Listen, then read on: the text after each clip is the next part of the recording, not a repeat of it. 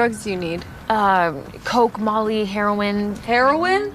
For your boss? Or for you? No, not for me, and I don't have time to explain this shit. Is this machine really important? Yes, I need hair movement. Brings energy to the shot. Listen, Maddie, you can just give me the contact and I'll do the rest. Well, I don't feel comfortable helping you get drugs. Okay, but they're not for me. My hair is not what sells, okay? It's my body, and my body doesn't need wind. It needs a photographer. Do you guys hear yourselves right now?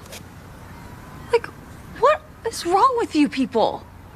You're looking for drugs, you're selling your body on your porn site, and you're like some internet pimp?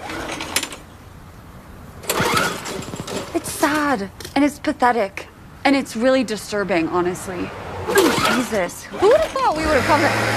Can you shut that fucking thing off? It's so annoying!